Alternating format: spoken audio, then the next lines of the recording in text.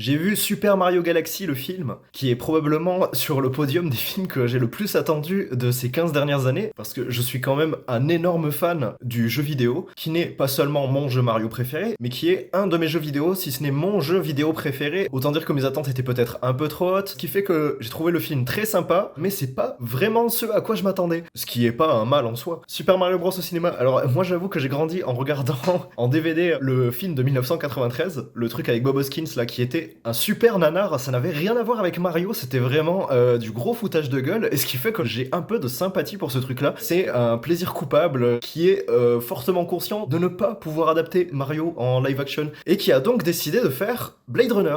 C'est Mario qui va dans une dystopie cyberpunk avec des Goombas en trench coat géants avec des têtes réduites, un gros délire avec des dinosaures, avec au milieu Denis Hooper qui sait pas trop ce qu'il fout là dans le rôle de Bowser. Et il y a même Fiona Shaw, la tante Pétunia de Harry Potter, qui fait une méchante. Autant dire que quand en 2023 on nous a annoncé un film Super Mario Bros en animation, supervisé par Nintendo, parce qu'après le film de 93, ils étaient plus trop chauds de laisser leurs œuvres entre les mains de personnes qui en faisaient n'importe quoi, et produit par Illumination, la boîte derrière Moi Moche et Méchant, ce qui collait pas forcément trop à Mario. On pouvait s'attendre à un truc très cursed. Et au final, on a eu un divertissement qui était très correct et très sympathique. Moi j'ai passé un super moment, je me rappelle être sorti du premier film il y a 3 ans, en me disant, putain, à 10 ans, j'aurais tué pour voir ce film-là en fait. C'était un nid à fanservice rempli d'easter eggs, très bien rythmé, très beau. Le personnage de Mario, on lui a donné du caractère, de la persévérance, ce qui est le plus logique quand tu joues à un jeu vidéo et tu fais que perdre et recommencer, donc c'est le trait de caractère principal le plus plausible qu'il y avait à donner à une mascotte comme ça, parce que c'était un peu un pari gagnant d'avance.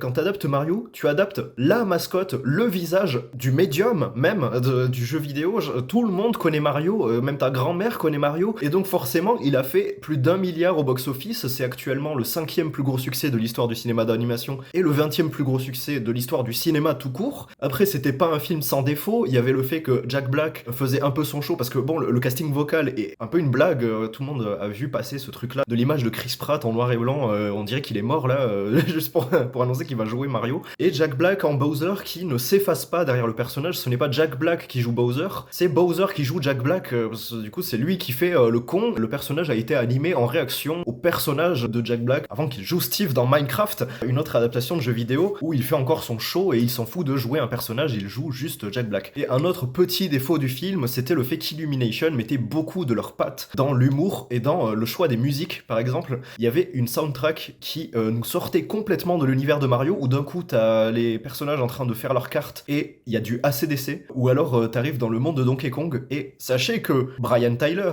et Universal ont enregistré dans un studio une version orchestrale du thème de Donkey Kong Country. Et qu'est-ce qu'ils ont mis à la place? Ils ont mis Take On Me de AA. Bah sachez que ce problème a été réglé dans le deuxième film, à l'exception d'une scène où il y a Yoshi qui bouge son cul au milieu de New York sur du Notorious Big, avec une référence à Denver, le dernier dinosaure. Et c'est la seule scène où il y a ça. Parce que quand on nous annonce un film Super Mario Galaxy, ce à quoi je pense, c'est le meilleur jeu de plateforme en 3D qui existe. C'est un esprit d'aventure épique dans l'espace, avec des moments de respiration où tu ressens une forme de solitude et de vide face au cosmos. Dans le jeu vidéo, il y a des vrais moments de silence qui sont poétiques, il y a une atmosphère, il y a quelque chose qui prend son temps. L'origin story d'Harmony, il y a son livre dans la bibliothèque qui est inspiré du Petit Prince d'Antoine de Saint-Exupéry, avec une histoire un peu dramatique sous forme de conte de fées qui était vraiment très très belle. Un des rares moments de développement sérieux de l'or de toute la série de jeux Mario. Et puis il y a aussi évidemment la musique de Koji Kondo, qui est une des meilleures bandes originales de l'histoire du jeu vidéo. Tu pouvais faire un blockbuster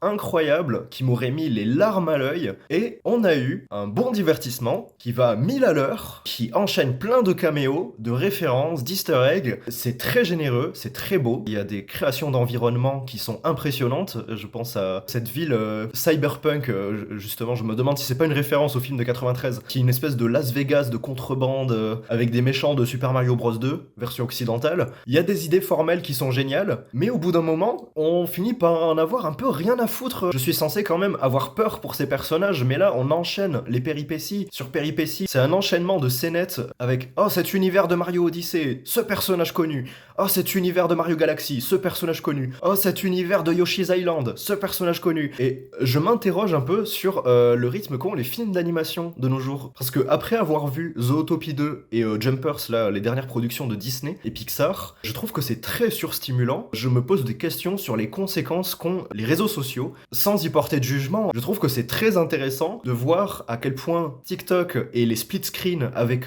Subway Surfer là et Minecraft pour maintenir l'attention ont eu une conséquence sur le mode de production des films et sur l'industrie hollywoodienne de manière générale. Je me dis que si un film Super Mario Galaxy était sorti en 2011, il n'aurait pas du tout eu ce rythme et cette gueule-là. Je sais que maintenant l'objectif, c'est surtout de s'adapter au manque d'attention du public, surtout le jeune public pour pas le perdre, mais c'est au détriment de la création d'émotions et de toute permission artistique. Parce que le cerveau, ça reste un muscle et c'est quelque chose que tu dois exercer. Et je sais que la plupart des gens maintenant, quand ils vont voir un film, ils veulent être divertis. Ils ne veulent pas voir le temps passer. Mais du coup, à quel moment est-ce que tu te permets de ressentir quelque chose? Là, ça va très vite, il y a très peu de moments de respiration, et je pense notamment à cette scène qui donne enfin une réponse sur l'identité d'Harmony et son lien direct avec Peach, qui met fin à 20 ans, quasi 2 décennies de théorie, le temps d'un petit flashback qui avait un vrai potentiel poétique, qu'ils auraient pu animer d'une autre manière, un peu comme le film Le Petit Prince, qui justement ne fait pas qu'adapter Le Petit Prince, c'est une petite fille qui rencontre Antoine de Saint-Exupéry qui serait toujours en vie et qui est devenu vieux, et on a des petites séquences qui adaptent vraiment Le Petit Prince, et qui elles sont en stop motion, en papier mâché. Ils auraient pu gagner au change, à changer de forme et faire un vrai moment de lyrisme qui prend son temps avec les personnages sur la planète. Sauf que cette scène dure 2 minutes. Même pas. Et ça, c'est très dommage. Tout comme le fait que, ça c'est quelque chose que je ne vais pas spoiler parce que vous l'avez vu durant la promotion, il y a d'autres personnages de Nintendo qui nous teasent potentiellement un film Smash Bros.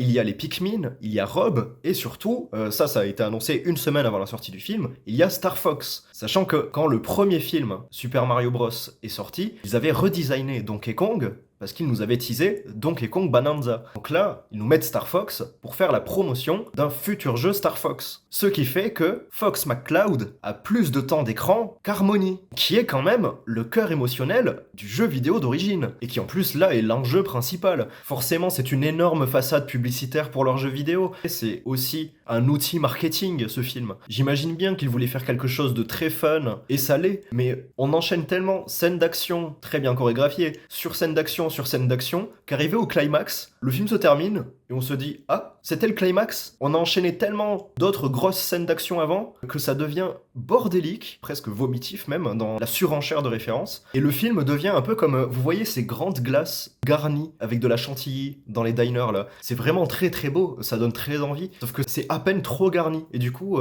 c'est un peu indigeste. C'est un peu l'impression que m'a donné le film. Je ne boude pas mon plaisir, j'ai vu plein d'éléments qui m'ont rendu très nostalgique, mais je m'attendais à être ému et ça n'a pas été le cas.